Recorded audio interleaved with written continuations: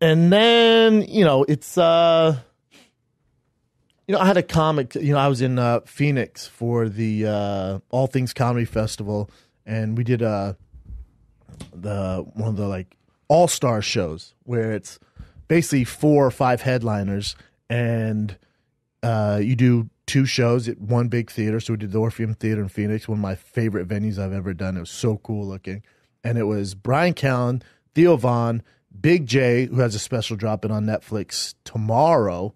He's actually the first one on the Degenerates comedy specials. They're each 30 minutes long. It's Big J, Joey Diaz, Christina, Tom's wife, who's a ridiculous comic, Brad Williams. I forget the last one, but there it is. But so Theo, Brian, Big J, Ari Shaffir, and myself. That was the lineup, and it was one of the funnest times I've ever had. And also, I got to be honest, I'm pretty straightforward with you guys, and you know where I'm at with things. It's been a rough week. Last week was a tough one with my son, and I had let's get through this without crying. I had a comic in Phoenix go, dude, I don't get why like you post personal stuff or you talk about the personal stuff. Like, I stay away from that anything family related, especially when it comes to my kids or my girl or anything like that. And I thought, and for a second I thought, God, he's probably right. I probably shouldn't do this. But then I thought, that's not really the way I've ever operated. I've always been pretty upfront and honest with you guys, and that's, I think, the reason why I'm so close with everyone who's listening and watching this. Or when I'm walking around, it's never awkward when we meet each other. I think you guys literally know everything about me. And the problem with social media is everyone posts their highs. No one's posting when the things are rough and stuff like that. And I think that gives everyone a false sense of what's really happening in everyone's life. And I think and that's what social media does. You compare it to everyone else. You compare it to yourself. And if you're just focusing, like, let's say, take the Kevin Hart, for example, or The Rock, and like, damn, look, it's always good, man. Those guys are always killing it. That's not real.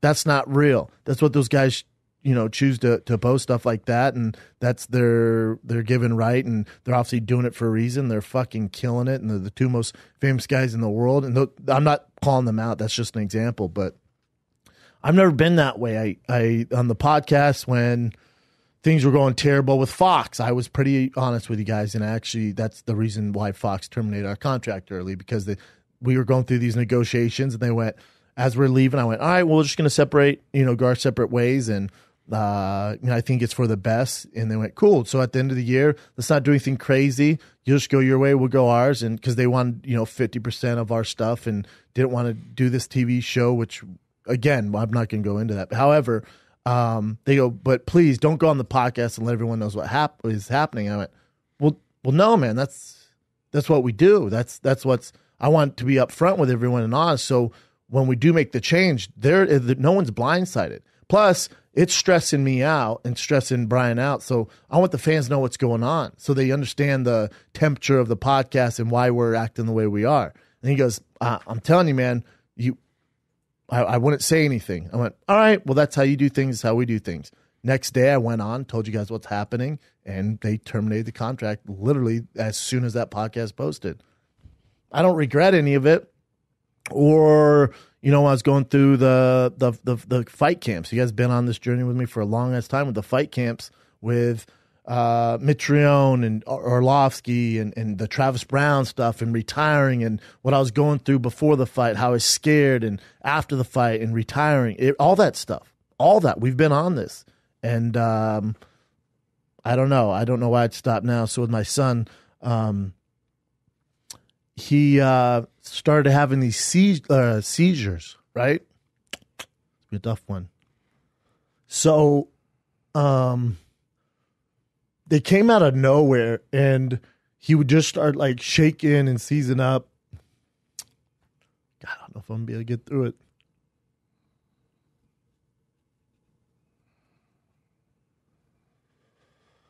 Long story short, we didn't know what was going on. I thought he was having headaches, kept pointing to his head, and I took him to every doctor known to man. Everyone he can think of to figure this out. And then finally, after this test where they put like all these things all over their scalp and stuff like that, they figured out that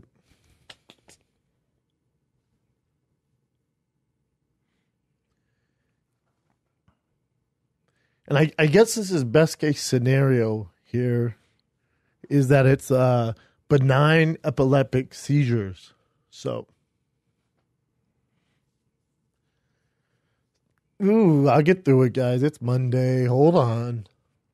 So, we're good. So, you get some terrible thoughts when you hear that. I stayed up all night researching, doing everything I could. The internet, it's a great place. It can be a horrible place if you look at the wrong things and you go down a weird road. And before this test, man, it got dark for me. Fuck. It's okay, man.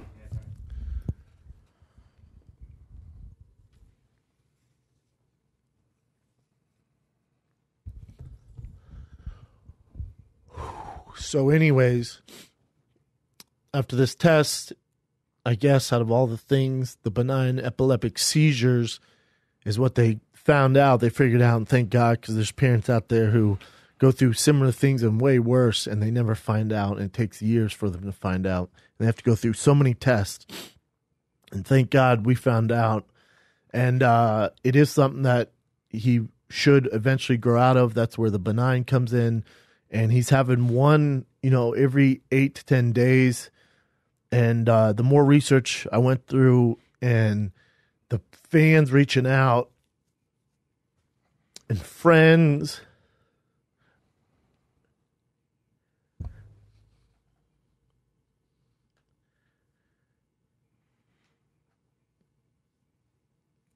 he's going to be all right.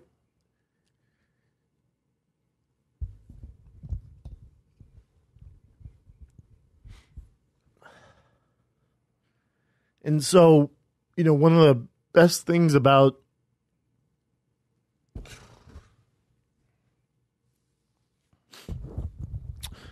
my job is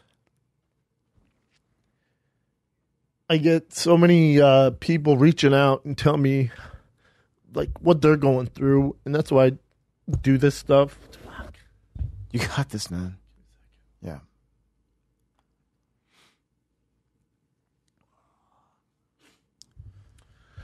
So thank you to everyone who reached out and told me what you're going through and how your kids had the similar thing and what you did and the steps you took. And he doesn't have him too bad right now where he needs medication.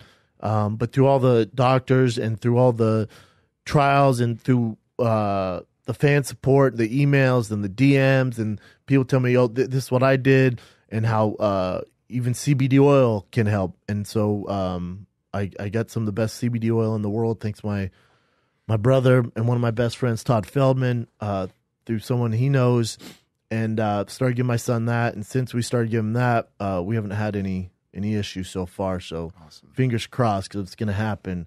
The odds are it happened today. So let's see. Hopefully the CBD oil is working its magic. Hope it's working its magic, man. Yeah. So thank you guys. Sorry about that. It's a tough one. Anyone who has a kid can understand. You can't really understand what it's like till you have a child.